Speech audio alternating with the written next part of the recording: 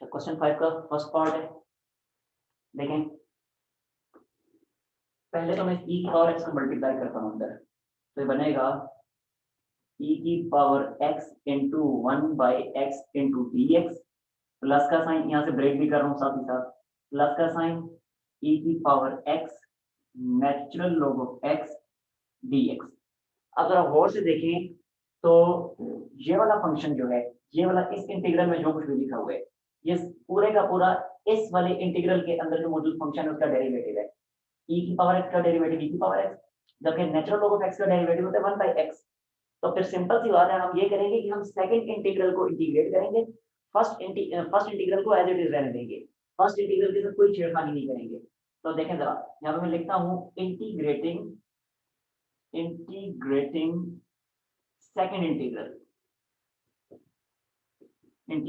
second integral by parts। और जब by parts integrate करेंगे हम सेकंड इंटीग्रल को, तो जरा गौर से देखें, नेचुरल लॉग का डेरिवेटिव 1/x है। तो जब नेचुरल लॉग का डेरिवेटिव 1/x है तो फर्स्ट फंक्शन नेचुरल लॉग को रखेंगे, क्योंकि बाय पार्ट्स में फर्स्ट फंक्शन का डेरिवेटिव दिया जाता है, इसलिए फर्स्ट फंक्शन को, नेचुरल लॉग को फर्स्ट फंक्शन रखेंगे। तो देखें, keeping natural log of x as first function. ठीक है, अब जरा देखें, ये पहला इंटीग्रल में एज इट इज लिखूंगा e की पावर x 1/x dx, जबकि जो सेकंड इंटीग्रल है उस पर बाय पार्ट्स अप्लाई कर रहा हूँ। और अभी बताया नेचुरल लॉग ऑफ x को फर्स्ट फंक्शन रखूंगा, तो नेचुरल लॉग ऑफ x को मैंने रख दिया फर्स्ट फंक्शन, वो एज इट इज आएगा। अब डेरिवेटिव आएगा, इंटीग्रल आएगा सेकंड फंक्शन का e की पावर x का, e की power x as it is minus again integral of e की पावर x, और आखिर में फर्स्ट फंक्शन का नेचुरल लॉग ऑफ x का डेरिवेटिव जो कि होता है 1/x dx। Now again first integral as it is, plus का साइन, ये बनेगा e की power x into natural log of x। ठीक है, आगे माइनस का साइन, और ये पूरे का पूरा इंटीग्रल ऑफ e की पावर x 1/x dx। अब जरा गौर से देखें तो ये फर्स्ट इंटीग्रल और सेकंड इंटीग्रल, यानी इंटीग्रल दोनों सेम है, साइन ऑपोजिट है, कैंसिल आउट हो जाएंगे और बाकी आंसर आ जाएगा e की power x natural log of x, e की power x natural log of x, और आखिर में कांस्टेंट लाजमी लिखना है, वो नहीं भूलना। That's all. लेने स्क्रीनशॉट, कोई मसला है तो पूछें। डन। वंस अगेन हम यहां से इसको कर देंगे ब्रेक, और अब इसको लिखा जाएगा this is equal to e की power x 3 sin x divided by sin square x into dx, minus का साइन, और अब यहाँ पे e की power x cos x divided by sin square x dx। Now it becomes equals to 3 को बाहर लिख लें, और अब इसको लिखा जाएगा e की पावर x, और देखें साइन और नीचे साइन स्क्वायर है, ये साइन और नीचे वाला स्क्वायर कैंसिल होंगे, बाकी बचेगा 1/sin, और 1/sin क्या होता है, कोसिकेंट होता है। ठीक हो गया जी। नाउ माइनस का साइन, और ये है e की पावर x।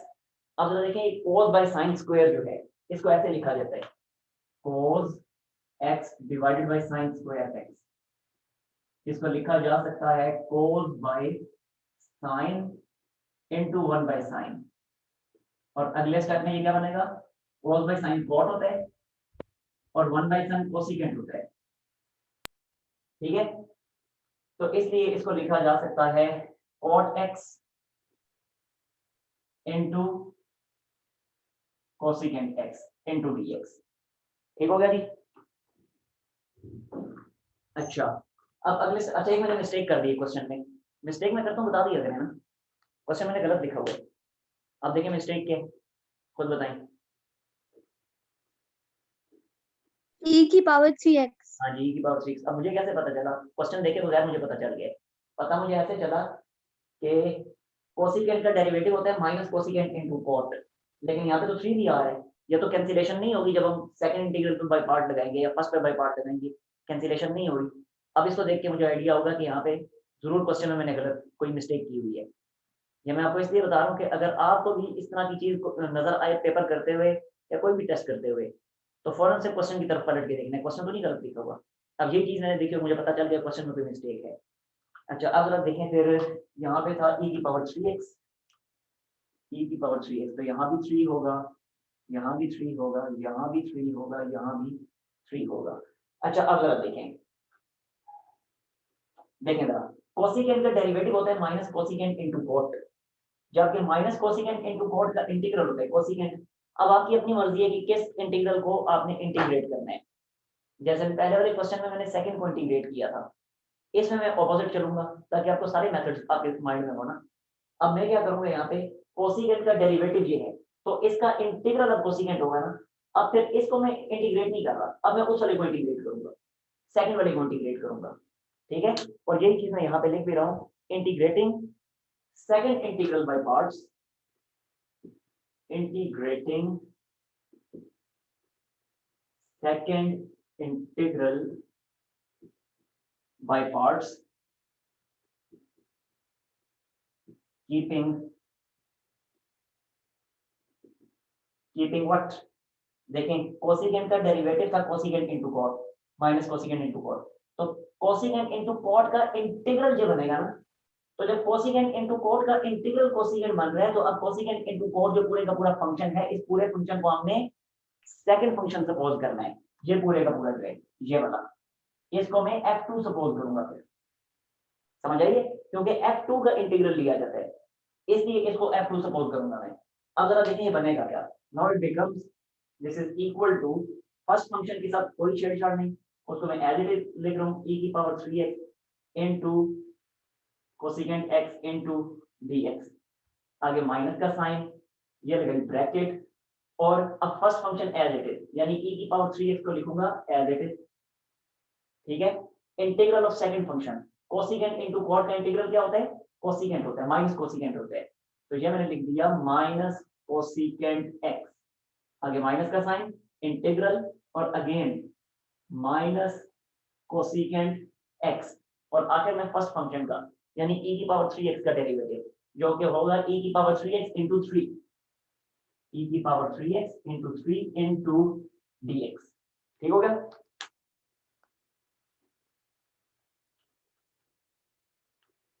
अच्छा देखें जी, now this is equal to 3 e की power 3x into cosecant x into dx minus, अब माइनस को मैं अंदर मल्टीप्लाई करूंगा तो ये माइनस और ये माइनस करके बनेगा प्लस, तो e की power 3x into cosecant x as it is, जबकि ये देखें minus minus plus, plus minus minus, तो ये लिखा माइनस, नीचे लिखा हुआ स्पेस कम है माइनस, और ये बनेगा 3e की पावर 3x इंटीग्रल के अंदर ही 3 को इंटीग्रल से बाहर लिखूंगा, बाकी e की power 3x into cosecant x into dx।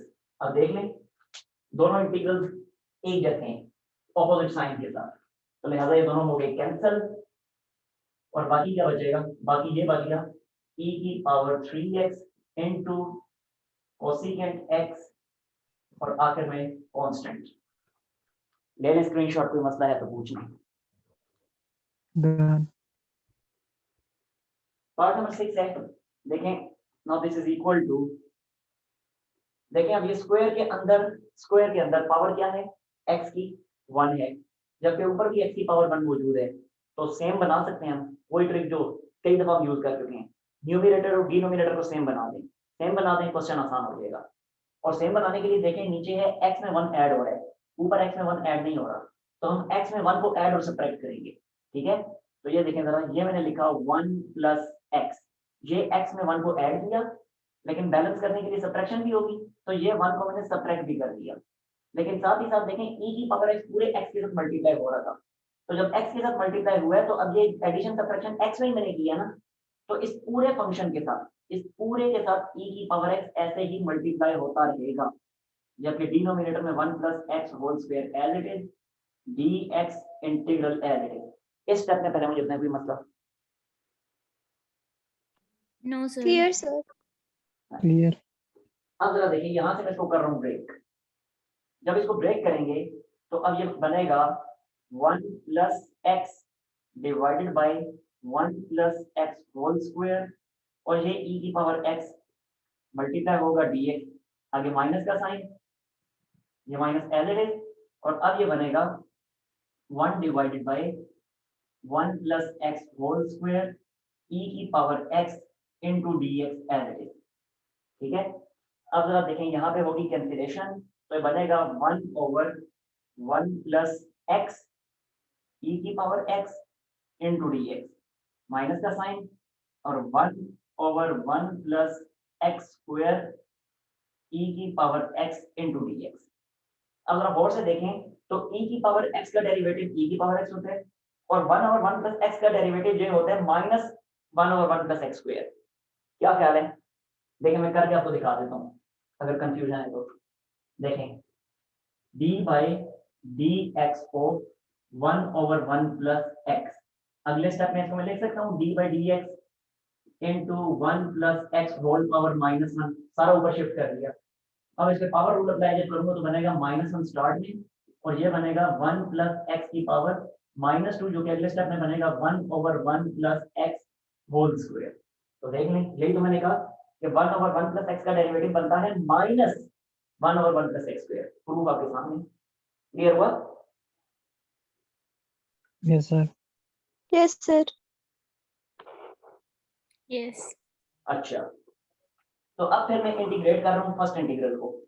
First integral पे बाय पार्ट्स अप्लाई करूंगा, और ये जो 1 ओवर 1 प्लस एक्स है, 1 ओवर 1 प्लस एक्स, इसको फर्स्ट फंक्शन सपोज करूंगा, क्योंकि फर्स्ट फंक्शन का डेरिवेटिव लेना होता है, और इसका डेरिवेटिव हमारे सामने मौजूद है। ठीक है, तो मैं इंटीग्रेशन बाय पार्ट्स अप्लाई कर रहा हूँ फर्स्ट इंटीग्रल पे, keeping 1 over 1 plus x as first function. यही चीज मैं यहाँ पे लिखता हूँ, इंटीग्रेटिंग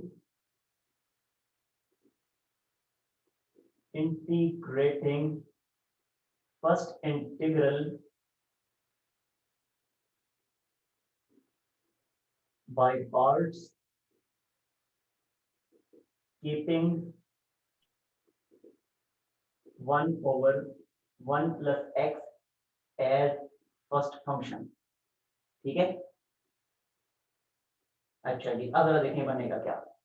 तो now this is equal to, इस फर्स्ट फंक्शन पे बाय पार्ट्स अप्लाई कर रहा हूं, तो देखें first function 1 over 1 plus x as it is, integral of second function यानी e की पावर x का इंटीग्रल, e की पावर x ही होता है, माइनस अगेन इंटीग्रल में एक दफा फिर e की power x, and now derivative of first function, इसका डेरिवेटिव, और इसका डेरिवेटिव आपके सामने कैलकुलेट मैंने किया हुआ है, ये बनता है -1 ओवर 1 प्लस एक्स स्क्वायर। तो ये ब्रैकेट में मैंने लिख दिया -1 over 1 plus x square, 1 plus x square into d x. ठीक है, जबकि सेकंड इंटीग्रल माइनस साइन के साथ एज इट इज लिख लूंगा मैं।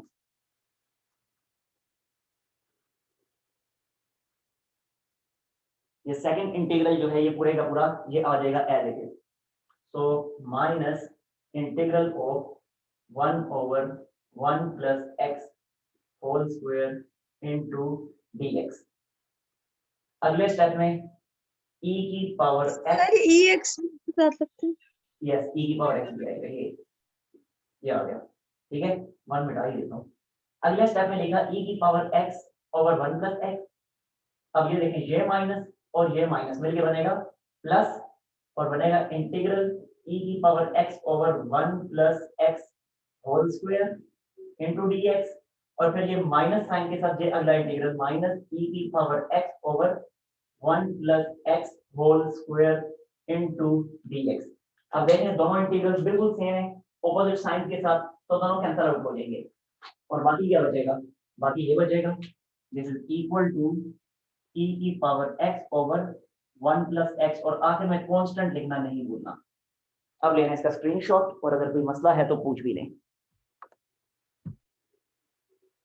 देखिए part number 8 now this is equal to, इसको लिखें e की power m into tan inverse of x into 1 over 1 plus x square into dx। ऐसा मैंने लिख दिया। ऐसा क्यों लिखा, मैं क्या करना चाह रहा हूँ जरा गौर से देखिए। एक दफा फिर ये इंटीग्रल का फार्मूला देखें, e की पावर ax into dx। जी मुझे बताएं ये किसके इक्वल होता है? हाँ जी 1/8। यस बिल्कुल ठीक है, 1/a into e की पावर ax। क्यों? इसलिए कि पावर जो इसकी है, e की जो पावर है उसका डेरिवेटिव सामने मौजूद होना चाहिए। तो अभी इसका डेरिवेटिव बनता है ax का डेरिवेटिव बनता है a, और वो a सामने मौजूद नहीं है। तो हम क्या करते हैं यहाँ पे a को अपने पास से मल्टीप्लाई करते हैं डेरिवेटिव कंप्लीट करने के लिए, लेकिन बैलेंस करने के लिए डिवाइड भी किया जाता है। तो ये बन जाता है 1/a, और अब पावर का डेरिवेटिव सामने मौजूद है तो ये फंक्शन e की power ax as it is आ जाता है। ठीक, अब यहाँ भी यही काम है, देखें जरा, tan इनवर्स का डेरिवेटिव होता है 1 over 1 plus x square, जो कि सामने मौजूद है, लेकिन ये है m tan inverse of x। तो होना क्या चाहिए, होना चाहिए m into 1 over 1 plus x square, यानी इस जगह पे m की कमी है। तो जब m की कमी है तो हम m से मल्टीप्लाई और डिवाइड कर देंगे। तो ये अगले स्टेप में मैंने m से मल्टीप्लाई और डिवाइड कर दिया डेरिवेटिव कंप्लीट करने के लिए। तो e की power m tan inverse of x into m into 1 over 1 plus x square into dx। अब जो पावर है m tan inverse of x, उसका derivative m into 1 over 1 plus x square completed है। तो अब इसको लिखा जाएगा 1/m एज इट इज, और क्योंकि पावर का डेरिवेटिव सामने मौजूद है तो ये पूरे का पूरा e की power m tan inverse of x integral में वापस मिल जाएगा, और आगे में कांस्टेंट। खत्म। लेने स्क्रीनशॉट कोई मसला है तो पूछिए।